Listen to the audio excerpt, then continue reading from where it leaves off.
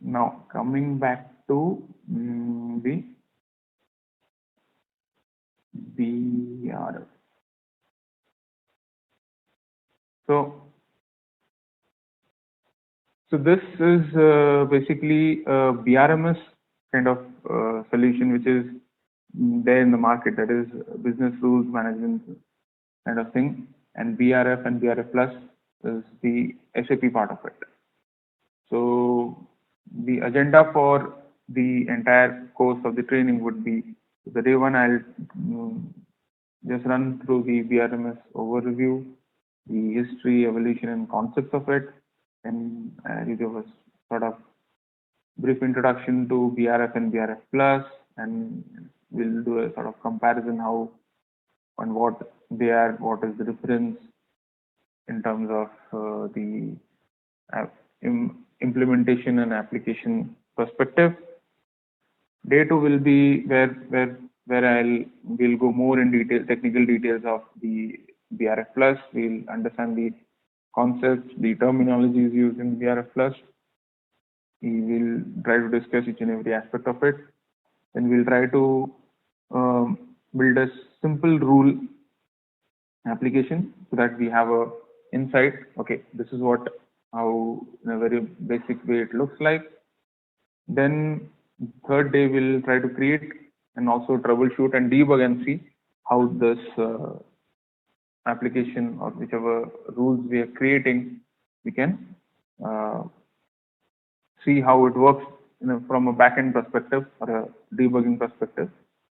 Then we'll try to use this rules, whatever we create in the rules, we'll try to embed it with the ABAP or the WebInfo application, which is more or less the priority in terms of whenever we try to call the rules from our ABAP applications and WebInfo application components where we need this kind of stuff. Then day 4 we'll do a comparison of application control workflow and process control workflow, and we'll see how BRF and BRF Plus has helped to or a part of process control workflow, and how it has used, how the real implementations in terms of the control workflow are there. Then we'll see how we can integrate them in the business workflows which we have, how we trigger them, and how through BRF we can trigger workflows, and through workflows we call the BRF rules which we have created. And day 5 we'll try to do performances and sizings of the BRF Plus, and try to see if we can do and how much we can enhance. If we have created something, we have locked it, and how do somebody enhance it, or if there are standard BRF things, we can use exits and all. And we'll do some kind of case studies. And then on the last day, I have just kept a small part of it, that is how do you use the import export of XML files, and we'll see it in the system as well. And then we'll take we'll just do a recap, and then any Q&A session, whatever, if any doubts or anything which you would like to take in. Anything which you all want, this also needs to be included. You all tell me in prior, so I can prepare and probably put into things. Okay. So before I really start off with this system, let's just try to understand the need of the business rules as a part of our business applications. As we know that there are many implementations, many modules, many business scenarios which day in day out we try to use. So coming to technical aspects, whenever we try to develop an application, we have the client comes to us and he says, I need to develop so and so application for which he gives us a requirement. So let's say there's from a banking industry, we get a loan approval process. So it's a sort of a simple step where the applicant comes, applies for the loan. We have a verification process, and then based on whatever the verification results are, we do a rejection or approval, or maybe some third step in terms of request for documents or any kind of other verifications if required. So let's try to design it on a paper and see how it goes.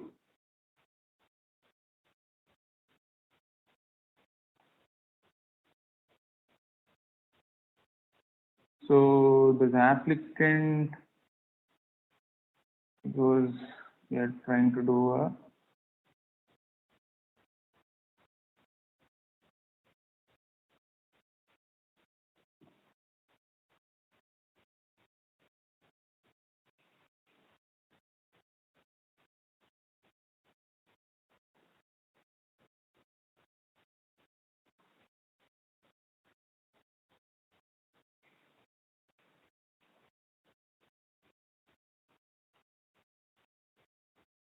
so whenever a person comes to bank for a loan, they would probably ask you to submit a loan application. Application as in the application form. We have to fill up the form with the personal details and whatever documents, reference documents we are submitting. So step one, we need to develop a application form.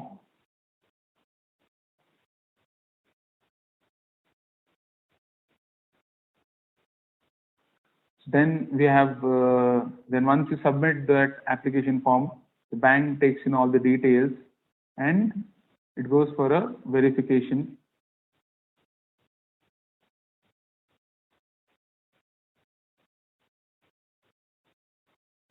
The next step would be a verification process.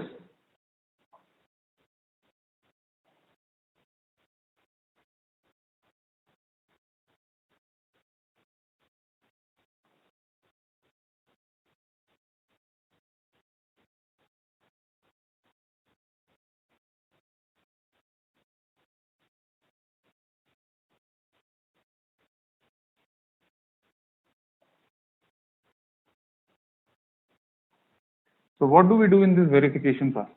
What all steps are there in the verification process? Okay. So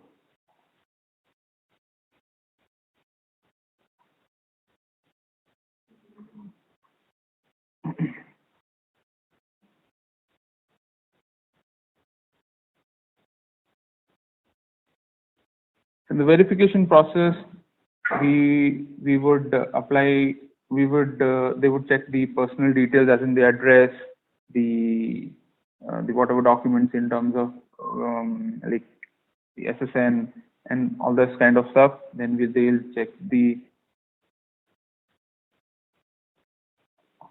personal details.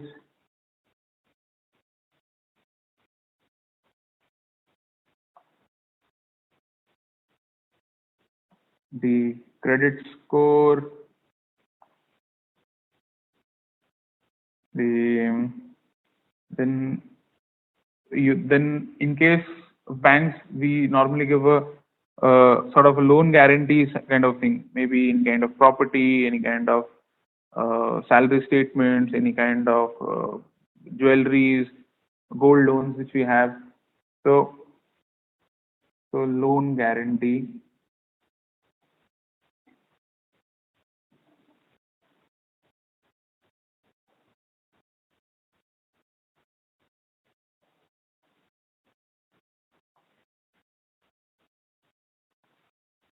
Then obviously they also need to check whether you will be able to repay their loan. So they'll analyze your income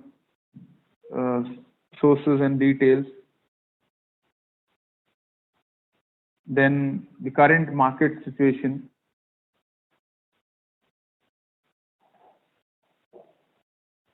Then Then also they'll also check what kind of bank policies they have in terms of the approving the loan, how much they can apply, how much the loan amount is. So these are like few of the scenarios which I have picked up to understand that in a verification process these all come into picture. Now once based on this, whatever uh, the bank decides whether to give you the loan or to approve the loan or to reject it. So based on the verification process, whatever happens, the last step is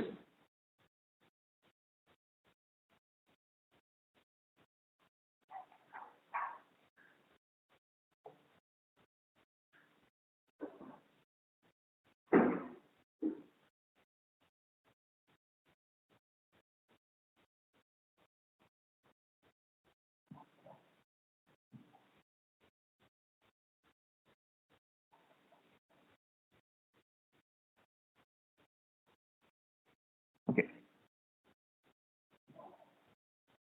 Okay. So this is a very sort of a minuscule application which we have developed for a loan approval process. So again, the applicant comes, fills up the forms, submits the documents. The bank accepts it based on the first verification, and then does a background check of whatever details, personal details, credit score, loan guarantee, uh, income details, market current situation based on whatever the interest rate, it decides on the loan amount, and then it goes for approval or rejection. The process ends here. Now coming to the software aspect of it, we need to understand what, from a software aspect, what we are going to develop.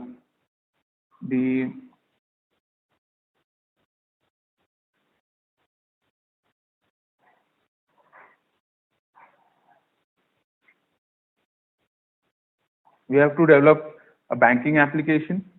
The process is a loan process, and the rules here are the verification criteria which is there. Okay. So now whenever we design an application,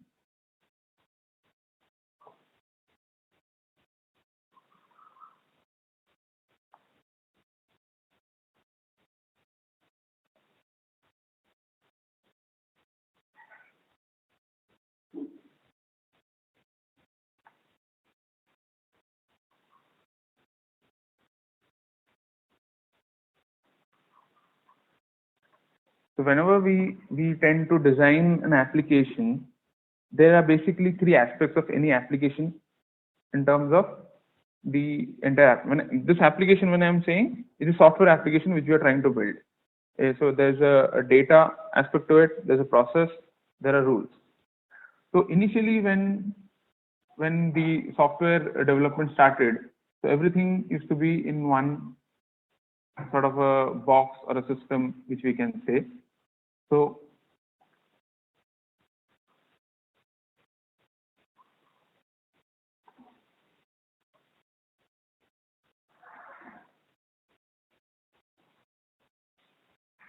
we are building software here, and then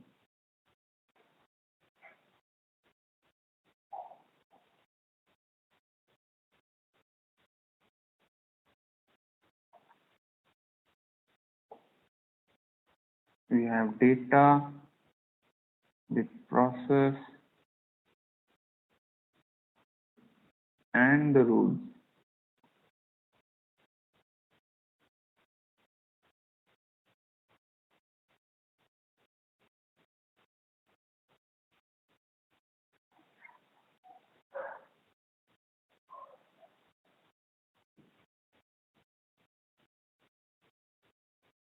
Okay.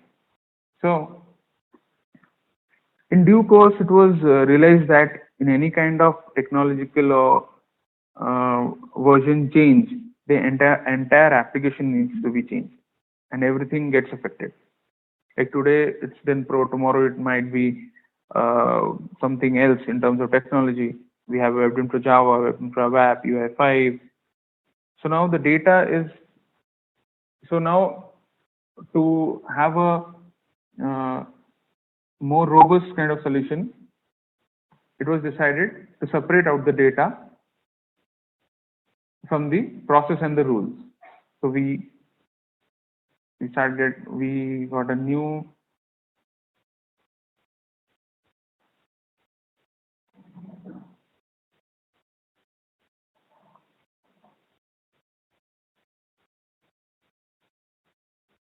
so the data was separated out.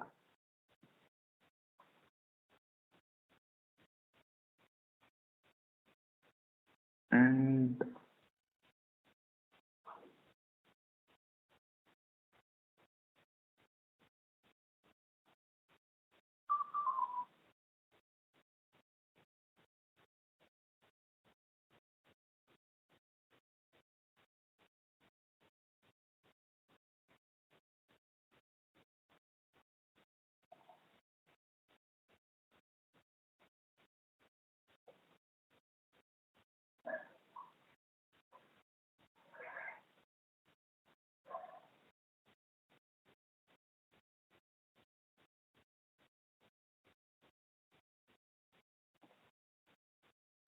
okay, but the rule is directly a tandem with the market and the central bank policies.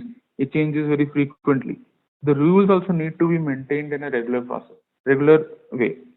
So if but the process doesn't change regularly, because if you see the verification process, they may tomorrow they may add something new to that. So they may change few policies. They may change based on the market conditions, and so and that during the second evolution, the process gets affected.